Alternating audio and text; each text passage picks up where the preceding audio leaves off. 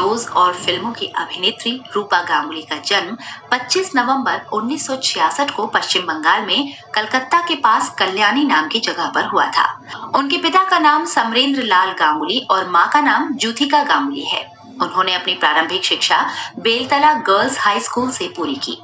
फिर कलकत्ता के जोगमाया देवी कॉलेज से बीएससी की डिग्री हासिल की। रूपा ने कभी भी मॉडलिंग या एक्टिंग में कैरियर बनाने का नहीं सोचा था, लेकिन उनकी एक रिश्तेदार ने उन्हें एक बार ट्राई करने के लिए इंस्पायर किया। उन्हीं दिनों बिजॉय चटर्जी रविंद्रनाथ टैगोर की शॉर्ट स्टोरीज पर एक लघु हिंदी फिल्म निरुपमा बना रहे थे, जिसके लिए उन्हें एक फ्रेश चेहरे की तलाश थी। मन ना होते हुए भी अपनी एक आंटी के कहने पर रूपा ने ऑडिशन दिया। उस ऑडिशन में वो पास हो गईं। ये फिल्म डीडी नेशनल पर प्रसारित हुई थी और इस तरह जाने अनजाने वो फिल्मों में आ गई। Binodini looks into later trolley start from angle A to C. Binodini looks up. 1986 में वो अनिल कपूर की फिल्म साहिब में सपोर्टिंग रोल में नजर आई। फिर बंगाली सीरियल मुक्ताबंध में उनके काम को काफी सराहा गया। 1988 में हिंदी टीवी धारावाहिक गण देवता में काम कर उन्होंने काफी प्रसिद्धि पाई। তারপর কেমন কাটলো সন্ধ্যাটা? Did you have a good time? अब बात करते हैं महाभारत में उन्हें कैसे मौका मिला। दरअसल पंडित नरेंद्र शर्मा ने रूपा को टीवी शो गण देवता में देखा था और बीआर चोपड़ा से उनके सिफारिश की थी। सच तो ये है कि द्रौपदी के रोल के लिए जूही चावला, राम्या कृष्णन और रूपा गांगुली समेत 6 अभिनेत्रियों को चुना गया था। जूही ने तो अपने डायलॉग्स की रिहर्सल तक कर ली थी, मगर फिल्म कयामत से कयामत तक में लीड रोल मिलने के बाद उन्होंने इसे छोड़ दिया। जूही के बाहर होते ही रूपा गांगुली को इसके लिए फाइनल कर लिया गया, क्योंकि इस रोल के लिए एक और दावेदार राम्या कृष्णन के मुकाबले रूपा की हिंदी थोड़ी बेहतर थी। उनका स्क्रीन टेस्ट देखने के बाद चोपड़ा साहब को यकीन हो गया कि द्रौपदी की भूमिका रूपा से अच्छा कोई नहीं निभा सकता। उन्हें इस अभिनेत्री में अपने किरदार के लिए एक स्पार्क दिखाई दिया। जब महाभारत डीडी नेशनल पर 1988 को प्रसारित हुआ तो एक अलग ही इतिहास लिखा। द्रौपदी के रूप में रूपा जल्द ही घर घर जानी गईं। अधिकार की परिभाषा क्या है? क्या ये भी सच नहीं है पितामह कि पति के आत्मसम्मान की रक्षा करना पति का परम कर्तव्य? यूं तो महाभारत के किरदारों, डायलॉग्स और कई दृश्यों को आज भी याद किया जाता है, पर चीर हरण का वो दृश्य देखने वालों की ही नहीं बल्कि उसे निभाने और फिल्माने वालों सभी की हालत खराब हो गई थी। एक इंटरव्यू में बीआर चोपड़ा के बेटे रवि चोपड़ा ने बताया था कि उनके सामने चीर हरण के सीन को शूट करना एक बड़ा चैलेंज था। इसमें एक स्त्री के अपमान को दिखाना भी था और वो भी बिना अश्लीलता के। इस सीन के शूट होने से पहले रूपा को पूरा सीन समझाया गया। रवि चोपड़ा ने उनसे कहा था कि एक औरत का अपमान हो रहा है जिसके तन पर केवल एक कपड़ा है। अब आपके मन में क्या फीलिंग होगी, इसको ध्यान में रखकर आपको परफॉर्म करना है। रूपा ने अपने सारे डायलॉग्स एक कमरे में अकेले बैठकर याद किए। वो अपने कैरेक्टर में पूरी तरह से डूब चुकी थी और जब सीन शूट होने लगा तो डायलॉग्स बोलते बोलते बीच में ही रूपा अचानक फूट फूट कर रोने लगी। वो रोती जा रही थी। वो इतनी भावुक और आहत महसूस कर रही थी कि उन्हें चुप कराने में सारी यूनिट को पूरे आधे घंटे से ज्यादा का वक्त लगा।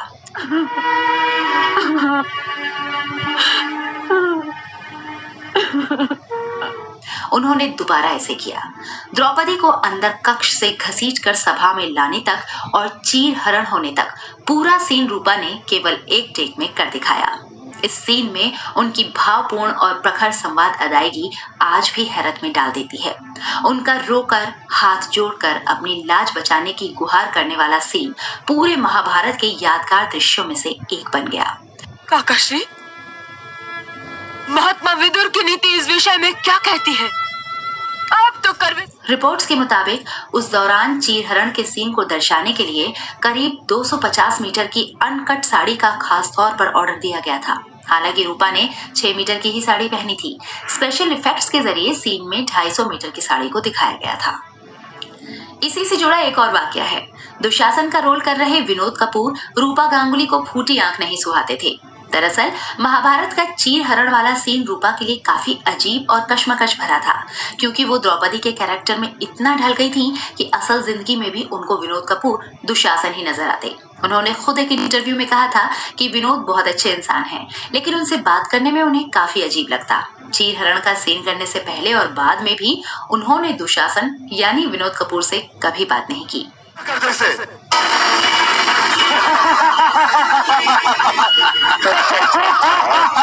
द्रौपदी के किरदार से निकलने में उन्हें करीब 2 साल का वक्त लगा था। महाभारत ने उन्हें इस कदर मशहूर बनाया कि उनका करियर अचानक बूम कर गया। फिल्म इंडस्ट्री में उनकी राह और आसान हो गई। द्रौपदी की भूमिका के बाद उन्हें 1989 में मृणाल सेन की फिल्म एक दिन अचानक में अभिनय का मौका मिला।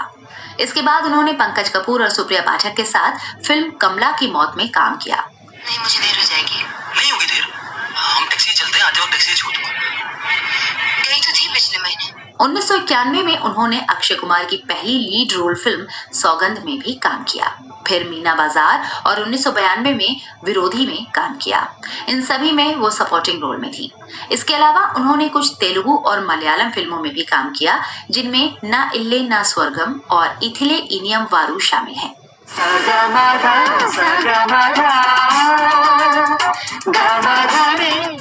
फिर उनका बांग्ला फिल्मों की ओर झुकाव हुआ।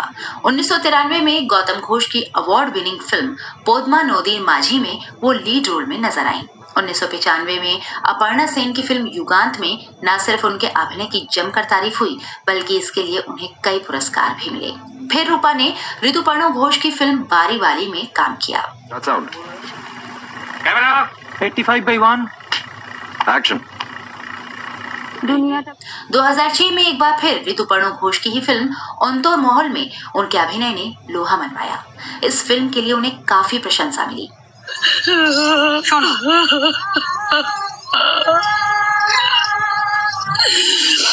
इसके अलावा उन्होंने हिंदी और बांग्ला की कई टेलीविजन श्रृंखलाओं में भी काम किया, जिसमें सुकन्या, करम अपना अपना, लव स्टोरी, वक्त बताएगा, कौन अपना कौन पराया, कस्तूरी, अगले जन्म मोहे बिटिया ही कीजो और कुछ तो है तेरे मेरे दरमिया जैसे सीरियल्स शामिल हैं। हमारे घर की संस्कार लक्ष्मी है, वो ऐसा नहीं कर सकती। साल 2012 में आई फिल्म बर्फी में भी रूपा ने काम किया था। क्या आप सचमुच पापा से प्यार करती हो? बात करें उनकी पर्सनल लाइफ की, तो रूपा ने ऐसे वक्त में शादी का फैसला किया जब वो अपने करियर के टॉप पर थी। 1992 में उन्होंने मैकेनिकल इंजीनियर ध्रुव मुखर्जी से शादी कर ली और एक्टिंग छोड़कर अपने पति के साथ कोलकाता शिफ्ट हो गईं। हर औरत की तरह रूपा भी अपनी गृहस्थ जिंदगी जीना चाहती थी, पर उनके लिए किस्मत ने कुछ और ही तय कर रखा था। शादी के कुछ ही दिनों बाद उनकी परेशानियां बढ़ने लगीं। वो रोजमर्रा के खर्च के लिए पूरी तरह से पति पर डिपेंडेंट हो गईं, लेकिन उनके पति इन सब से उदासीन रहते। रूपा के हाथ अब बिल्कुल खाली हो चुके थे। बात धीरे धीरे इतनी बढ़ी कि रोज झगड़े होने लगे। इसी बीच 1997 में उनके बेटे आकाश का जन्म हुआ, लेकिन संबंधों में तनाव बरकरार था। रूपा के काम पर इसका बुरा असर पड़ रहा था। बतौर एक्ट्रेस वो अपनी पहचान खोने लगी और इसको लेकर ध्रुव के साथ उनका मनमुटाव पहले से ज्यादा बढ़ गया। रियलिटी शो सच का सामना में रूपा ने अपनी निजी जिंदगी को लेकर कई बातों का खुलासा किया है।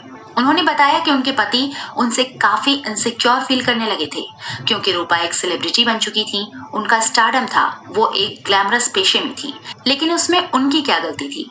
अपनी शादी को बचाने और पति को खुश रखने के लिए उन्होंने अपना करियर तक छोड़ दिया, घर के तमाम काम खुद किए, लेकिन उनके सेलिब्रिटी स्टेटस को उनके पति बचा नहीं पाए।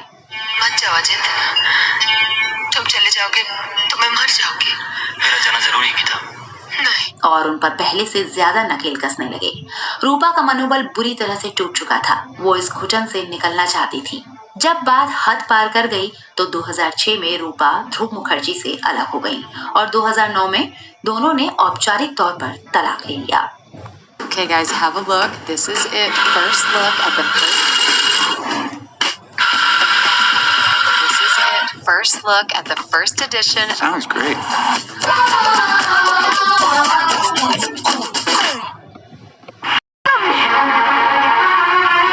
तुमने मुझे तबाह किया। उनका तलाक सुर्खियों में तो आया, पर इससे बड़ी खबर तो अभी आने वाली थी। तलाक के बाद रूपा मुंबई अपने फ्लैट पर आ गई थी। पति ध्रुव से अलग होने के बाद वो बिखर गई थी। उन्हें एक सहारे की जरूरत थी। ऐसे वक्त में दिव्येंदु उनके जीवन में आए। अपने से 13 साल छोटे सिंगर दिव्येंदु के साथ रूपा लिव इन रिलेशनशिप में रहने लगी, लेकिन ये भी ज्यादा समय तक नहीं चल पाया। कुछ समय बाद दोनों अलग हो गए। रियलिटी शो सच का सामना में रूपा ने इस बात को कबूल किया है। सच कहा है, लेकिन कुछ सच ऐसा है जो 2015 में रूपा गांगुली एक्टिंग से पॉलिटिक्स में आ गईं और उन्होंने बीजेपी ज्वाइन की। इसके बाद 2016 में पश्चिम बंगाल के विधानसभा चुनाव में किस्मत आजमाई। हालांकि वो हावड़ा नॉर्थ से हार गई थी। इसके बाद उन्हें राज्यसभा के लिए भी नॉमिनेट किया गया। पिछले 8 साल के सियासी सफर में कई ऐसे मौके आए जब रूपा गांगुली के साथ न सिर्फ अभद्रता की गई बल्कि सरेआम उनके साथ छेड़खानी भी हुई। एक सेलिब्रिटी और नेता होने के बावजूद रूपा को एक बार ऐसी घटना का सामना करना पड़ा था जिसकी उन्होंने कभी कल्पना भी नहीं की थी। दरअसल 22 मई 2016 को पश्चिम बंगाल के डायमंड हार्बर में रूपा को एक डरावने घटनाक्रम का सामना करना पड़ा था। एक पॉलिटिकल पार्टी के करीब 20 कार्यकर्ताओं ने उन पर हमला कर दिया था। ये हमला इतना भीषण था कि रूपा को ब्रेन हेमरेज भी हो गया था।